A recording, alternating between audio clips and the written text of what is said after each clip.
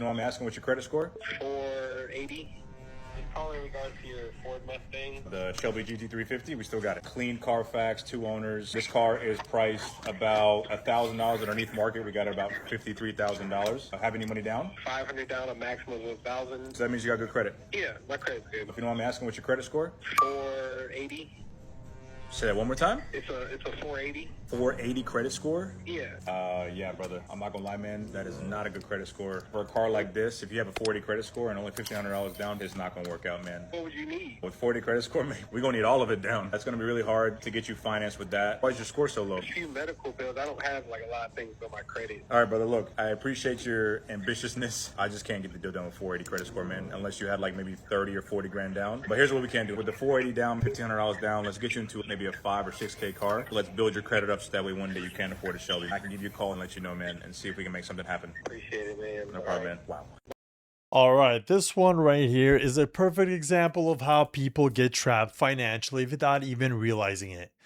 So we got this guy who's trying to buy a $53,000 Shelby Mustang. We're talking about a high performance vehicle, you know, luxury type of car. And then you hear his credit score, 480. I mean, that is extremely low. That puts him in one of those high risk categories for the lenders. Ain't nobody gonna like that. And on top of that, he only has about $500 to $1,000 down, guys. That's basically nothing for the worth of the car or for the asking price of the car. So right away, before anything else, this deal is already flown out the window. Not realistic. Now, here's where it gets serious, because a lot of people think, well, if I could just get approved, I'll figure it out later. But that's exactly how people end up stuck. Because even if he did get approved, right, the interest rate would be insane. We're talking maybe 20, 30%.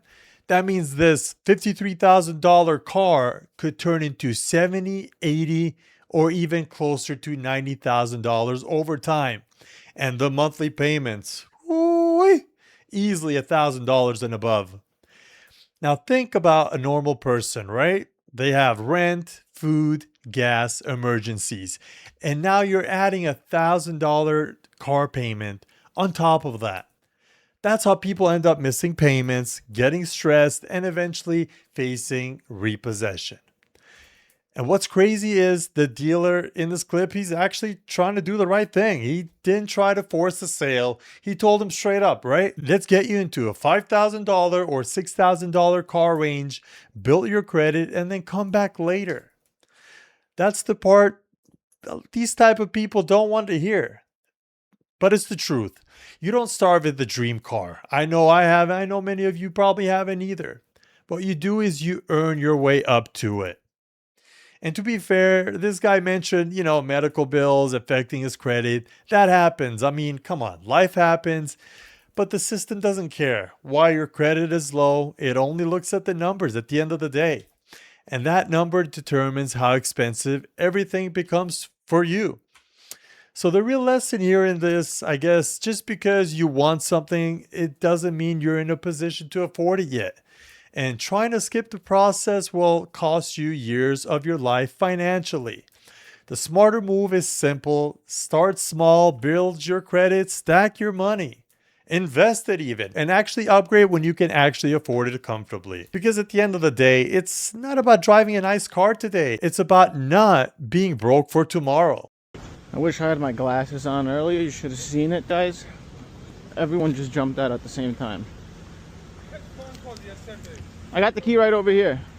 You guys called about this yesterday? Yeah, I think I spoke to someone. Very nice to meet you. You guys are excited to see the car, I see.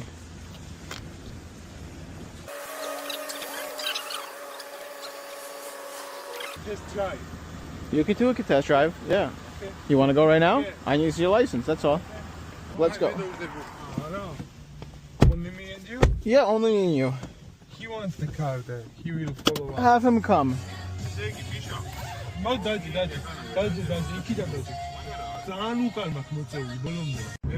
at the traffic light, you're going to make a left. So keep going and just turn right in here.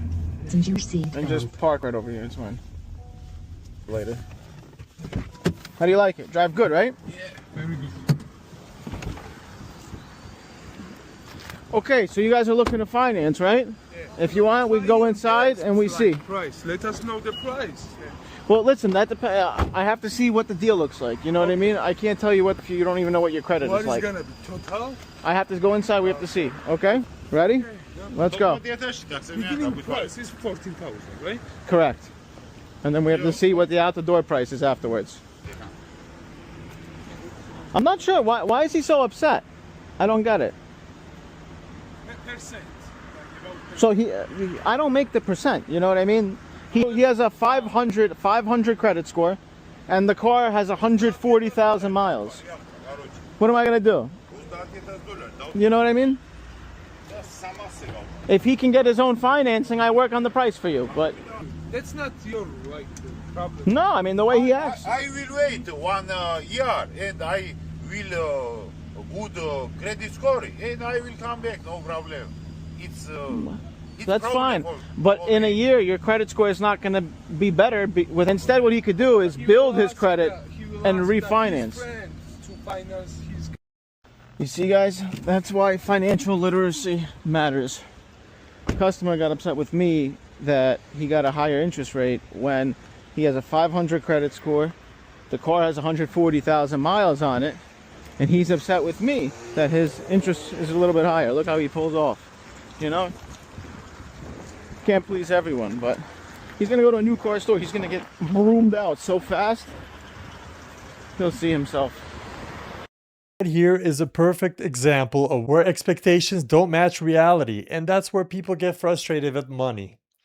So you've got someone trying to finance a car that's about $14,000, but the car has already 140,000 miles on it. Wow. We're not talking about a brand new car or anything premium for that matter. This is already a higher risk vehicle for a bank, you know, all the potential maintenance and issues. Now stack that with a 500 credit score, that's considered very poor credit. So from the bank's perspective, really anyone's perspective, this is a double risk, high mileage car and a borrower with a history that suggests missed payments and just financial instability, right? And this is where things go wrong, you know, emotionally for people. The customer got upset about the interest rate, but the reality is interest isn't random.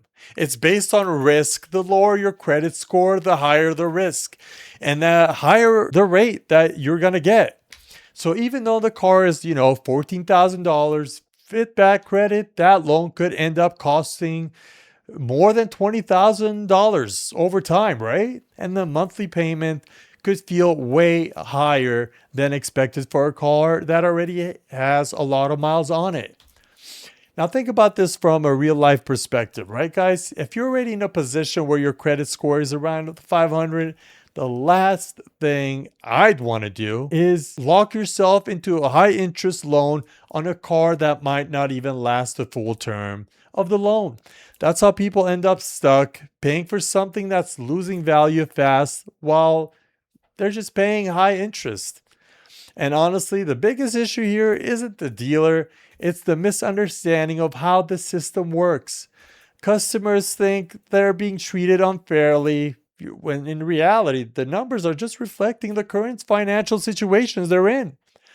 The smarter move in this situation would be to either pay cash or get into something very low cost. Build your credit over time and then refinance not only your car, but your position and your thought process so you don't get in the same hole. And then upgrade once the credit score improves. Because here's the truth, your credit score controls how expensive your life is. It affects your car, your house, your interest rates, everything.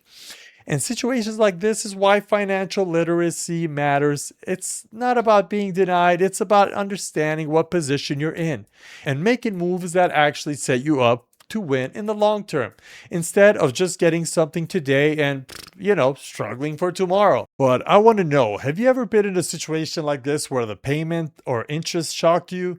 Drop it down in the comments below because your experience just might help someone else avoid the same mistake. But that's all I got for you guys today. But hopefully you guys enjoyed the video and I'll see you guys on the next one.